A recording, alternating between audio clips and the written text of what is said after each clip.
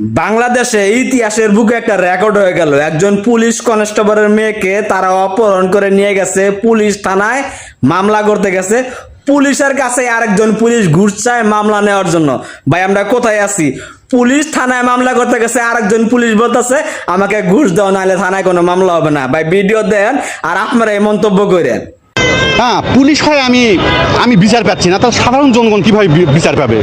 আমার মেয়েকে নিয়ে আমি ঈদ করতে পারলাম না। আমি কোথায় কোথায় যাইনি, এই মেয়ের জন্য এমন কোনো জেলা নেই, এমন কোনো জায়গা নেই যে আমি যাইনি। তাই আপনাদের কাছে আমার দাবি, আপনারা এই খবরটা সব জায়গায় সারা দেশে পরিয়া করে দেন। আমি বাংলাদেশে একজন পুলিশ সদস্য, পুলিশ কনস্টেবলে আছি, বগুড়া জেলা আদমদিঘি থানায় কর্মরত।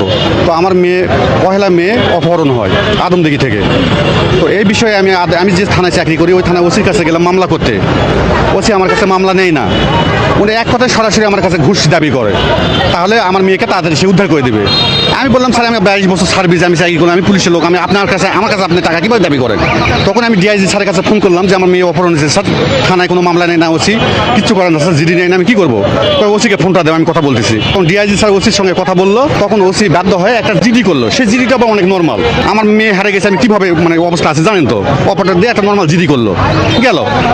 তো আমি তারপর জিডি করার পর ওসি স্যারকে বলি স্যার আপনি তো আসামি ধরার ব্যবস্থা করতেছেন না, আমার মেয়েকে করতেছেন না, তাড়াতাড়ি জান স্যার, আসামি ধরলে তো আমার মেয়েকে পাবো স্যার। তুমি আমাকে বেশি বোঝো, আমাকে ধমক দিয়ে বলো তুমি বেশি বোঝো, মেয়েকে কিভাবে উদ্ধার করতে হবে না আমি করবো, তুমি তোমার মতো কাজ করে যাও, আমি মেয়েকে উদ্ধার করবো। এবার ধমক দিয়ে আমাকে তাড়িয়ে দিল। আচ্ছা আমি গেলাম, যাওয়ার পর এই বিকালের দিকেই ফোন আসলো পাঁচবি থানার ওসি জয়পুরহাট জেলার। উনি আমাকে ফোন করে বললো ভাই আপনার মেয়ে উদ্ধার হয়েছে, আপনি তাড়াতাড়ি চলে আসেন, মেয়ে পাঁচবি থানা থেকে নিয়ে যান। তখন এই মামলার আমি এবং পুলিশ কনস্টেবল মনে করেন যে যারা আছে এদেরকে নিয়ে আমরা মেয়েকে উদ্ধারের জন্য পাঁচবি থানায় গেলাম। তখন পাঁচবি থানার ওসি, তারপর নাজমুল চেয়ারম্যান এবং আসামিরা আমাকে ওসির পক্ষে কিন্তু এগুলো কথা হচ্ছে বৈঠক, আমাকে বলে অপহরণ বিষয়ে কোনো মামলা করতে পারবো না, না দাবি নামায় সই করেন, আমরা মেয়ে আমাদের হেফাজতে আছে। ওসি নাজমুল বলে আমরা মেয়েকে নিয়ে এসে দিচ্ছি আপনার। আমি যখন না দাবি নামায় সই করিনি, আমি তো মামলা করেই ফেলছি অলরেডি, আর জিডি করছি, মামলা তো করবোই, মেয়ে অপহরণ আমি করবো না ভাই, আমি আমার করবো না। তখন আমি যখন অস্বীকৃতি জানাই, তখন ওসির রুম থেকে চেয়ারম্যান হচ্ছে আসামিদেরকে নিয়ে পালিয়ে চলে গেল, ঠিক আছে।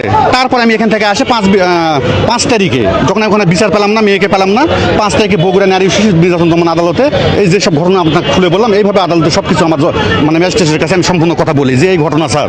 তখন এই বিষয়ে মামলা হয়।